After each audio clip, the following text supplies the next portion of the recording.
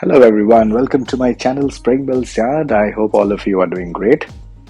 And so let's begin. Do watch this video till the end. I'm sure you'll greatly benefit by watching this video. I have done a lot of research and gone through many articles and magazines and websites to create this video. It's a little long, but I hope you'll really benefit from it. This video is aimed towards those railway modelers who want to go above and beyond the normal railway modeling of just seeing their models run across the layout. So if you really want to go into the depth of the details on each of your wagons, do watch the video till the end. I really hope you support my channel by liking, sharing and subscribing to my channel. I've also created a unique Facebook page. The link is provided in the description below. And I really hope you join my Facebook page, which is aimed towards creating a community of railway model and railway enthusiasts. So let's begin. So we'll begin this video by a short introduction of the Accurascale Mon Division 16-ton mineral wagons and a very short unboxing video along with historical details which we'll see on this whiteboard here.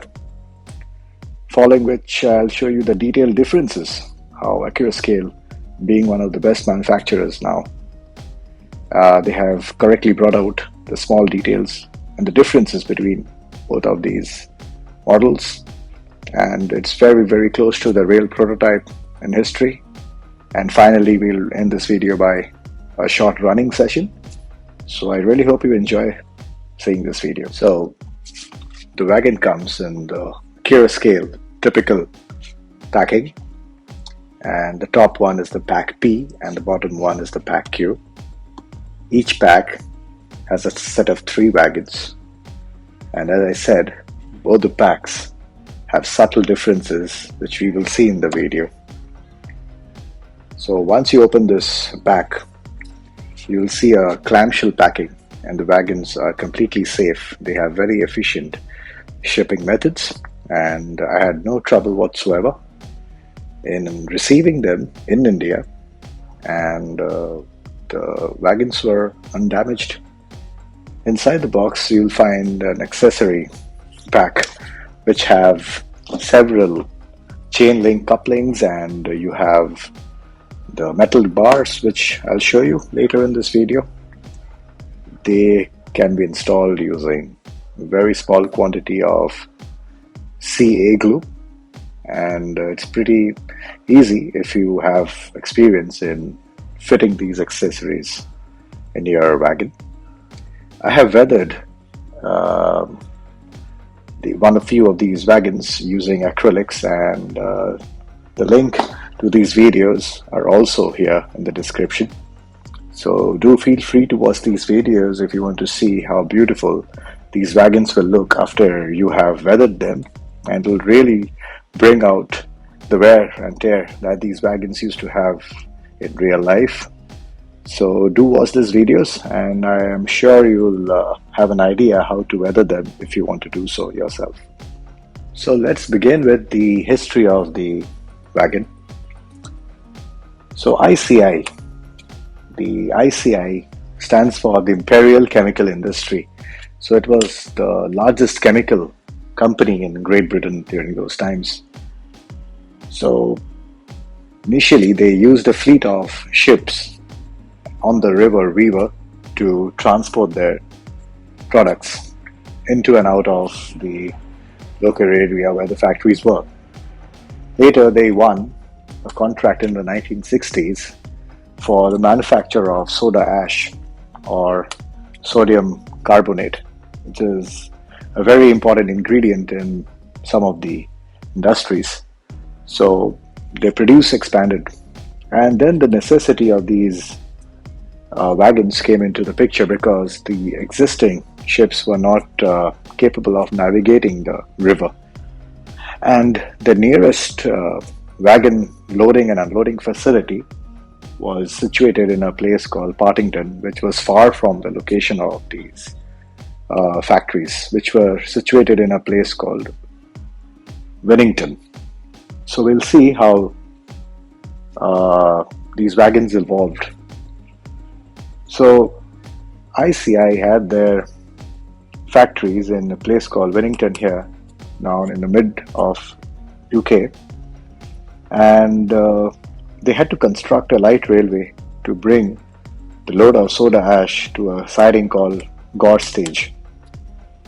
So, and this map can be found also in my earlier video where I do a detailed discussion of ICI. So please do check out that video. I am sure it will help you. It will give you a direct view of the map, which I have taken from one of the good articles out there. So coming back, the wagons used to be shunted into the Gore Stage sidings, which was a very big siding, and it was created specifically for the transport of soda ash by ICI. These are all private owners, and the Gore Stage, these wagons used to join the main line towards the place called Partington, where the Manchester Ship Canal used to take the soda ash from these wagons, and they used to export the soda ash. Once these wagons were unloaded there, they used to return empty to the Winnington sidings via the Tatsford station. So on these wagons, you'll be seeing how it is written on a placard. When empty, they are supposed to be returned to the Winnington sidings. So let's continue with the history. So in 1969 to 1970, ICI converted the original 16-ton mineral wagons and gave them the numbers between 652 to 801. These conversions included two simple steps of sealing of the external doors and adding of sheet bar. I'll try and show you what these conversions were with the models I have here.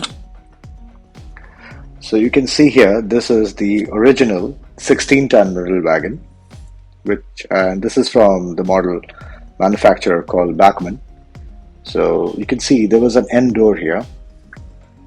So this end door was removed in the Mon division mineral wagon. So the door is missing here. And the second point is the adding of sheet bar. So this is the sheet bar. This sheet bar helped to cover the soda ash, and I'll just show you. So Accurascale has included these sheets, which can be placed here like this on the top of the wagon. So this bar held the sheet here in order to protect the soda ash from the weather elements. So the conversion included mainly these two actions of sealing the external door here and adding of the sheet bars. So basically, the wagons had no operating doors from which the soda ash could be loaded and unloaded from the side or from the ends. All the doors were sealed off from within.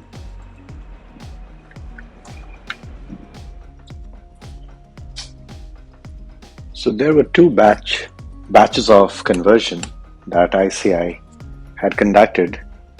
So initially, the batch 1 included the wagon numbers 690, 737 and 751 that has been included in the Pack P by Accurascale in their models.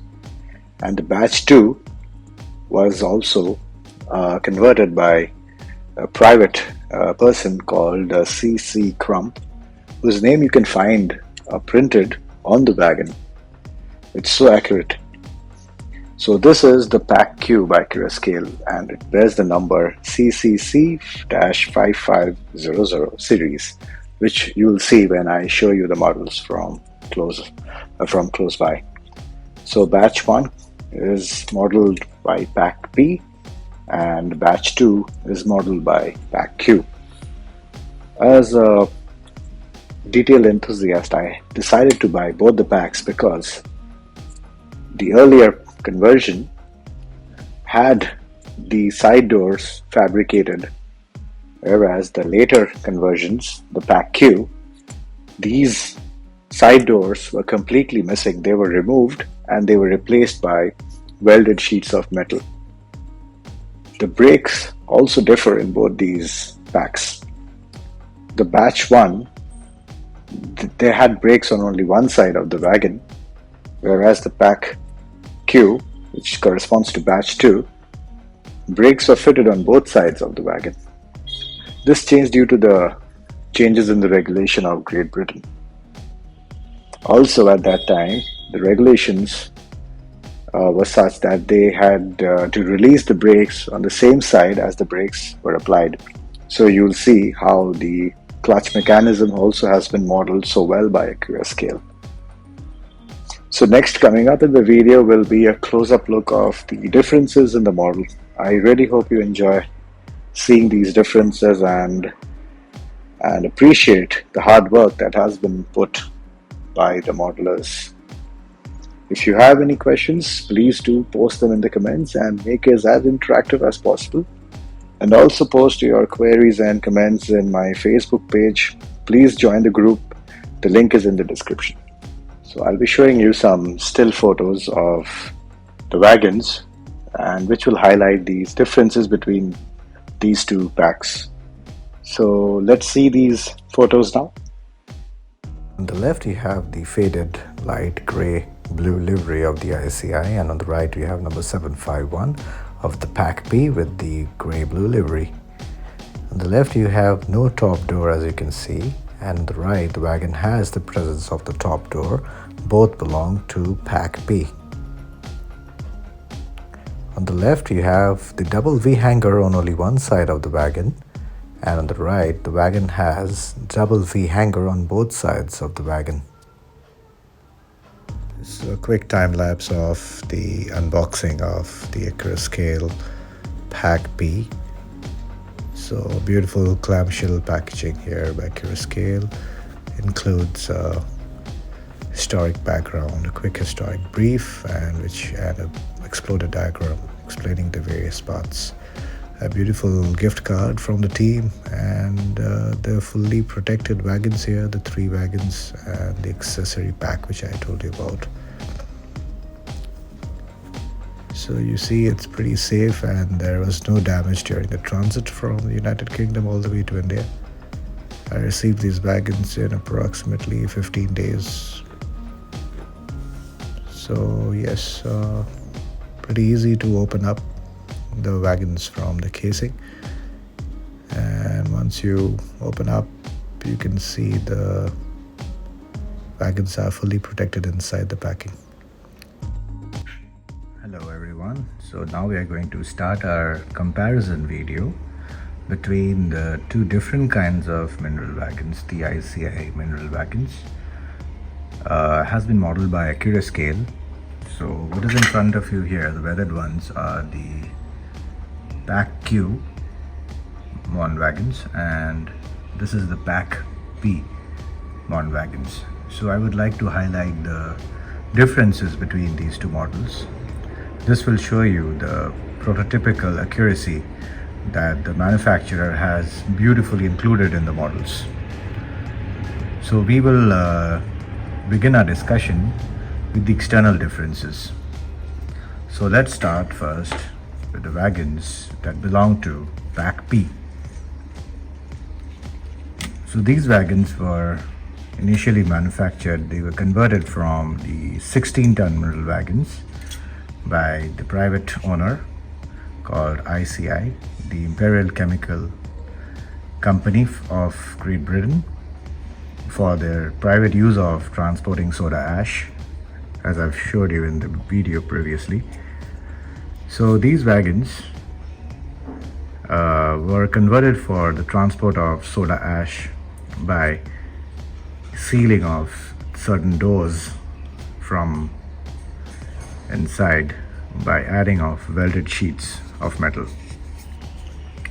So you can see the first difference here is the fabricated side door here,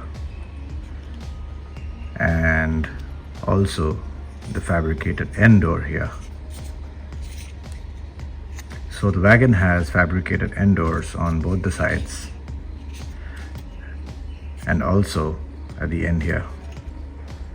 Whereas in the later editions, that is the pack Q that has been modeled by Accurascale, you can see there are no side doors modeled, so the absence of the side door. This is the first variation. In both the wagons, the doors have been sealed off, but externally these doors were completely replaced by the private owner by adding a welded sheet, whereas you can see the door is still present here. There's no significant difference on the end door on this variant of the model. So this is the first difference. The second difference is also a variety that exists on the later batches of pack Q, is the top door. So this is difference number 2. So here you can see this is the top door which existed on the earlier batches, which is the number 690, and this is 737. You can see the top door has been removed. So this is variation number 2. So you can see the beautiful modeling, how it has been added from inside as well. So this top door is absent on the later batches in the same variant. So these come in the same variant of the pack P, but within the same variant there are differences in the later batches. The earlier batches had the top door, the later batches of the same variant did not have the top door. Whereas, just to recap, the pack Q did not have the entire side door. So this covers the difference in the type of door fabrication of the soda ash wagons. The next topic is a little big topic, which is the difference in the brake arrangement between the two variants. So let's start with the pack P first. During the time in Britain, there was a regulation that the brakes needed to be applied and released from the same side. These wagons were unfitted category. That means there was no vacuum brake fitted. So you can see there are no cylinders, there are no vacuum cylinders that are fitted here to these wagons. So in order to brake them, the shunting personnel, they used to insert a kind of wood or a plank here and push these handbrake levers down in order to engage the brakes. So let's discuss the subtle differences in the variants. So let's begin with the pack P, which are the earlier variants. So when I turn the wagon down, you see there is no crossbar here which links the two sides of the brakes of the wagon. So these are fitted with independent brakes. That means there is no linkage between the left side brake and the right side brake. They act independently. These are fitted with Morton brakes. So Morton was an engineer who had a patent of the clutch mechanism. The clutch mechanism was used to disconnect the motion when the handbrake lever was operated. So let's go a little closer here. So you see how the brake operates here. Each side is fitted with the clasp brake here, which means the brakes apply from the side. So when this lever was pushed down, this will engage the brake pads onto the side of the wagons. It's a complete mechanical arrangement. This is called the V hanger, This is the handbrake lever, and you can see the same arrangement on the other side as well. However, there was no linkage in between, so the brakes were equipped with independent brakes. So this is the cam mechanism here. This is the cam mechanism. So this is where the brake could be adjusted. These small holes are where the pins would be attached and the brake could be adjusted. This is the V hanger. So this is the twin shoe independent handbrake mechanism. So let's continue to see the other wagons in this fleet. So let's take number 690 of the same variant, which is the Pack P, the one with the top door equipped. Here also you can see there is no control, there's no linkage, so it's independent brake. This has two shoes and the handbrake lever. Just note one more subtle difference here are the two V hanger mechanisms. The two V hangers that are present on one side. So just take a note, and I'll just bring you up the wagon from the later variant, the Q variant. So let's put it side by side here. So you can see there's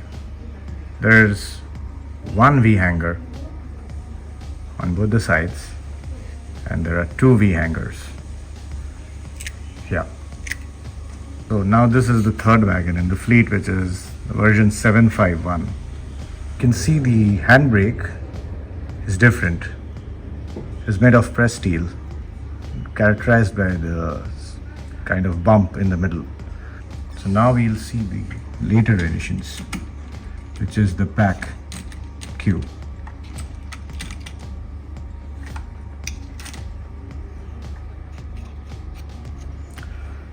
This wagon was a little different in a way. They had brake shoes on only one side. So now the brakes, the handbrake lever were connected. So this handbrake lever was connected to this handbrake lever by a rod, control rod in between, which is absent in the other variant which I showed you. So these later wagons, they added this linkage so that the brakes could be released, and if the brakes were applied from this side, this handbrake lever would also be, so the brakes could be released from one side only, but could be applied from both the sides. So this is the use of the clutch mechanism.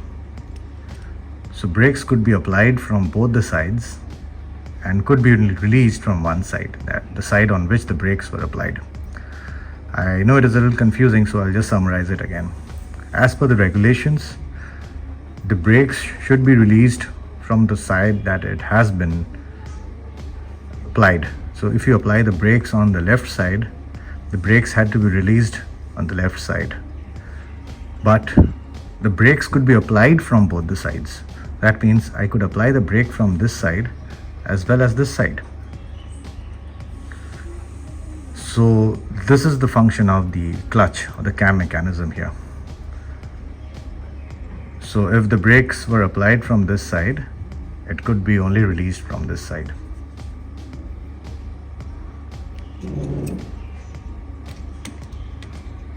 So now you see the difference between both the wagons. I'll put it side by side here. It'll be easy for you to compare. So this is the earlier mineral wagon, which has the connecting rod, and this is the earlier one with no connecting rod but independent brakes. So connecting rod and no connecting rod. 4 brake shoes, 1, 2, 3, 4, and only 2 brake shoes.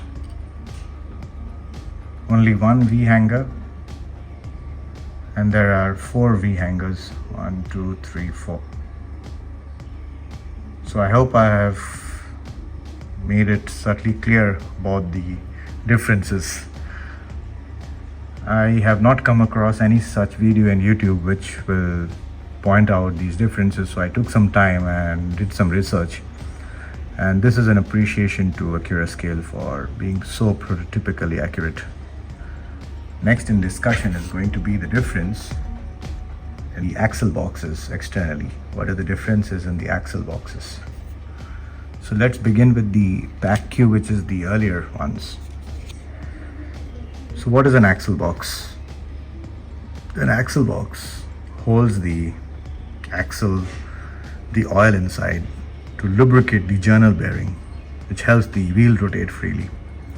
So this is called the axle box.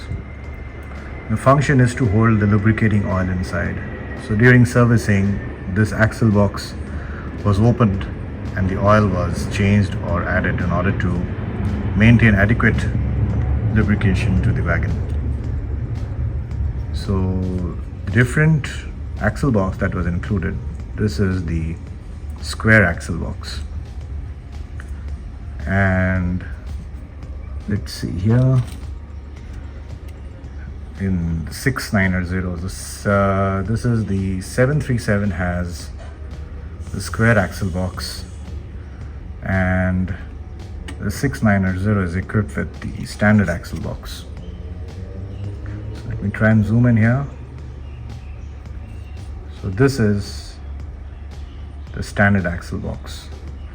I have made a video, the link is in the description, which explains the axle box, has the photos inside, the details inside. So this is the BR standard axle box type. The next coming up in discussion is the markings and labels of these different wagon types. Let's start with pack P again. So you see this white line drawn across.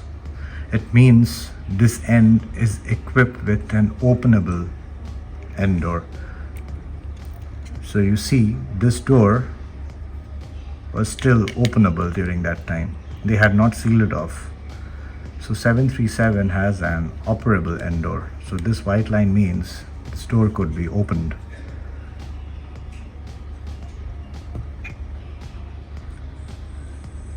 This marking, this double C, means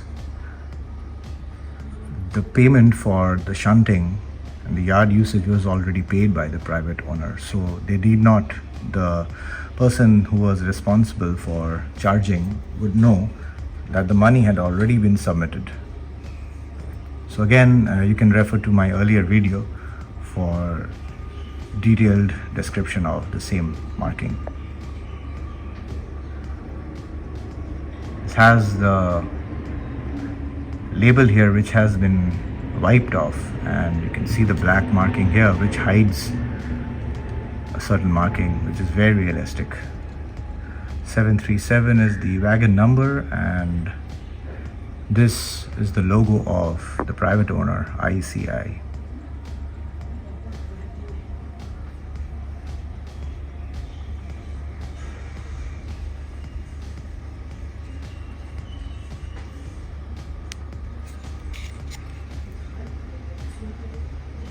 The other side of the wagon has a marking which says the empty wagons to be returned to the Wallerscourt sidings, which I have showed you in my map in the earlier video. So it asks us to return these wagons when they are unloaded to the Wallerscourt works. So let's take a look at the next one.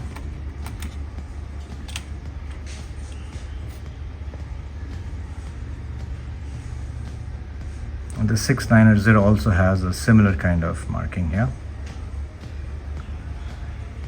and we'll see what these markings mean. So these are the dates of the maintenance. So these are the maintenance markings here. This is the physical examination date. So PE is the physical examination, and it corresponds to the marking. The first examination was done on 18th of June 1973, Next one was due on 1st of October 1974. So this is the kind of detail we are looking at. So very, very nice job done indeed. Let's have a look at the other side. Same thing here. Physical examination date, label, maintenance. It says 1st October 1974 and asks to return these wagons to the Wallerscott Works. And the last wagon here, the 731. Again the same, return to the Wallerscott Works. And we also have a maintenance marking here. It says, let's try and zoom in. It says also 23rd of March 1974. Yes, 28th or 23rd of March 1974 is the inspection date that has been done. The same thing on the other side of the wagon. So this is the kind of accuracy we are looking at. The later wagons were different. So now these private owner wagons were modified and they were privately owned by a particular individual had purchased it. So the name of this individual, C.C. Crump, has been placarded here on the sole bar. So the numbering is CCC 5534. And this one is the latest one. It has been marked in terms of TOPS, the TOPS, the Total Operating Processing System that was adopted by Great Britain towards the later 1970s, early 1980s. So here the TOPS, the computers used to read these data and make the loading charts. So again, I have discussed in detail about these markings in my earlier video. The link has been provided in the description. So have a look at that if you want the further details about the labels here.